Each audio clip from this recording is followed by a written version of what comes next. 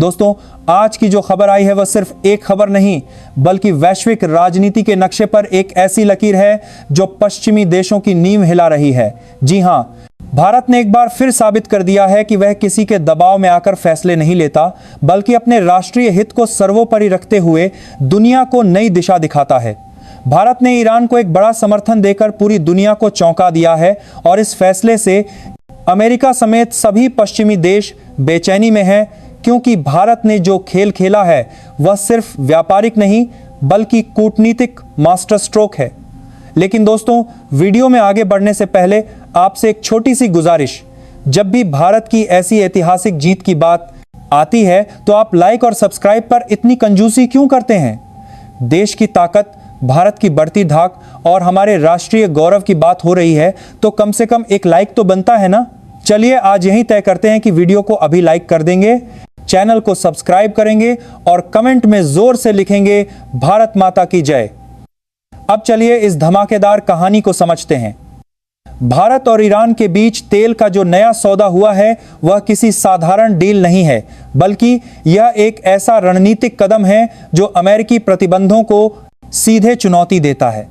पिछले कई सालों से अमेरिका ईरान पर प्रतिबंध लगाकर दुनिया के हर देश को डराता आया है कि अगर किसी ने ईरान से तेल खरीदा तो उसे भी प्रतिबंधों का सामना करना पड़ेगा। कई देश इस डर से झुक गए, कई देशों ने अपने रिश्ते ईरान से कमजोर कर दिए। लेकिन भारत ने क्या किया? भारत ने साफ कर दिया कि हम किसी की धमकी में नहीं आते और ना ही अपने राष्ट्रीय हित से समझौता करते हैं।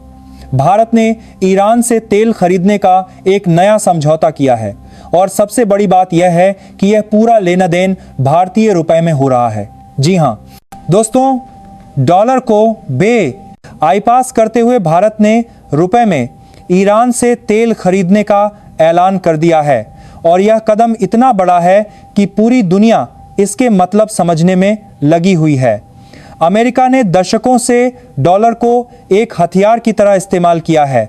जिस देश को दबाना हो उस पर प्रतिबंध लगा दो, जिस देश को कमजोर करना हो उसे डॉलर सिस्टम से बाहर कर दो। लेकिन भारत ने इस पूरे खेल को पलट दिया।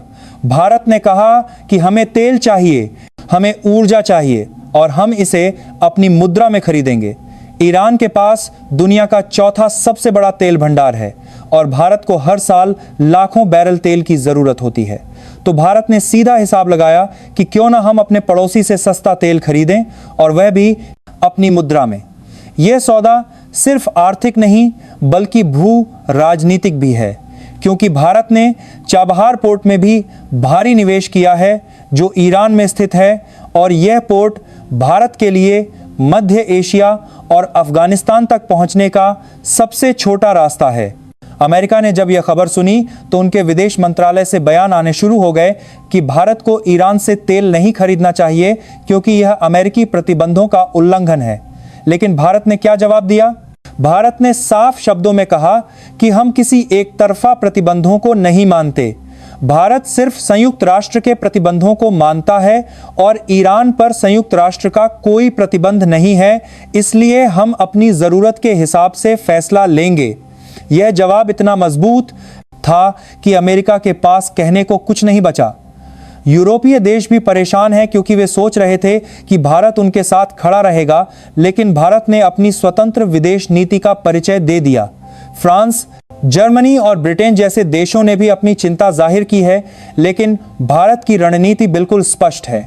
भारत किसी खेमे में नहीं है, भारत अपने राष्ट्रीय हित में फैसले लेता है और यही कारण है कि आज पूरी दुनिया भारत को एक स्वतंत्र और मजबूत शक्ति के रूप में देख रही है। अब बात करते हैं इस डील के आर्थिक पहलू की। भारत हर साल करीब 85 मिलियन टन कच्चा तेल आयात करता है और इसमें से बड़ा हिस्सा खाड़ी देशों से आता है। लेकिन अब भारत ने अपने तेल आयात को डाइवर्सिफाई करने का फैसला किया है और ईरान इसमें एक बड़ा खिलाड़ी बन सकता है।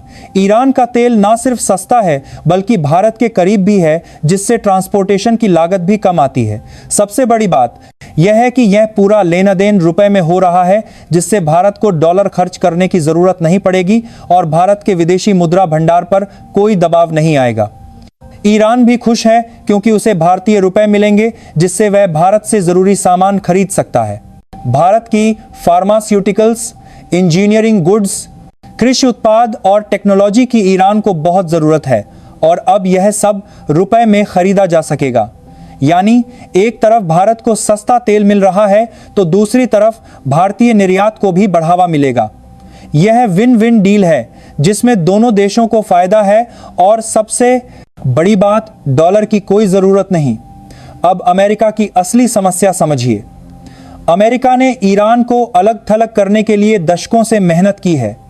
उसने प्रतिबंध लगाए, बैंकिंग सिस्टम से काट दिया, तेल निर्यात पर रोक लगाई, लेकिन अब भारत जैसा बड़ा देश जब ईरान के साथ खड़ा होता है तो अमेरिका की सारी मेहनत पर पानी फिर जाता है। अमेरिका को डर है कि अगर भारत ईरान से तेल खरीद सकता है तो दूसरे देश भी हिम्मत कर सकते हैं। चीन तो पहले से ही ईरान से तेल खरीद रहा है, लेकिन अब अगर भारत भी यही करने लगा तो अमेरिकी प्रतिबंधों की धज्जियां उड़ जाएंगी। इसीलिए अमेरिका इतना परेशान है और भारत पर दबाव बनाने की कोशिश कर रहा है, लेकिन भारत अब वो पुराना भार त नहीं है जो किसी के दबाव में आ जाए। आज का भारत दुनिया की 5वीं सबसे बड़ी अर्थव्यवस्था है, दुनिया का तीसरा सबसे बड़ा तेल उपभोक्ता है और सबसे तेजी से बढ़ती अर्थव्यवस्था है। भारत की ज़रूरतें बड़ी हैं और भारत को इन ज़रूरतों को पूरा करने के लिए हर संभव रास्ता अपनाना होगा। अगर ईरान से सस्ता तेल मिल रहा है, अगर रुपए में लेन देन हो सकता है और अगर इससे भारत के राष्ट्रीय हित को फायदा हो रहा है तो भारत यह सौदा क्यों ना करे। यही सवाल भारत सरकार ने अमेरिका से भी पूछा है और अमेरिका के पास कोई जवाब नहीं है। चाबहार पोर्ट की बात करें तो यह प्रोजेक्ट भारत के लिए बेहद अहम है।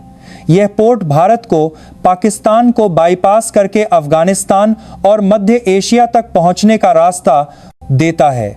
भारत ने इस पोर्ट के विकास में अरबों रुपए का निवेश किया है और अब यह पोर्ट चालू भी हो गया है। भारत से माल चाबहार पोर्ट के जरिए ईरान पहुंचता है और फिर वहां से रेल और सड़क के रास्ते मध्य एशिया तक जाता है। यह रूट भारत के लिए इतना पांसार भी जानकारी महत्वपूर्ण है कि भारत किसी भी कीमत पर इसे छोड़ना नहीं चाहता।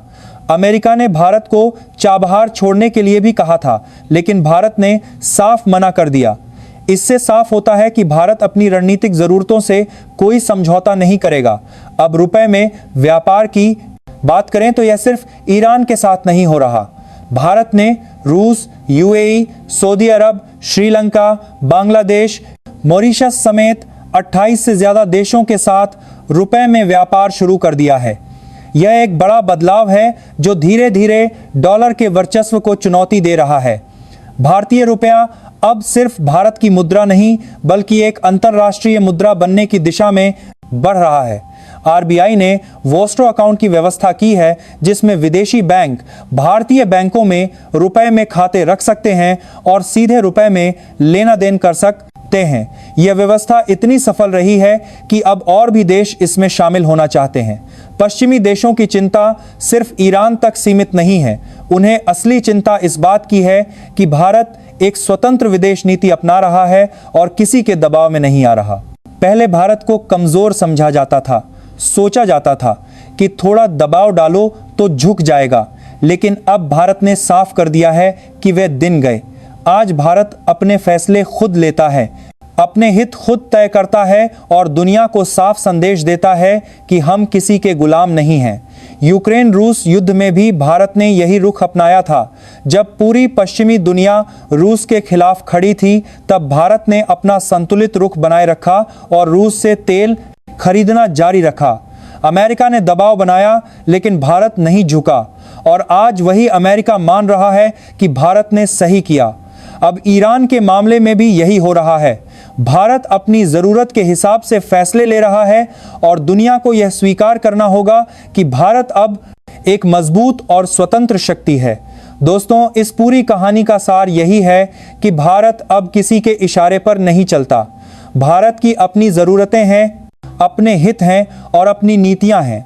ईरान से तेल खरीदना भारत का संप्रभु अधिकार है और कोई भी देश इसमें दखल नहीं दे सकता।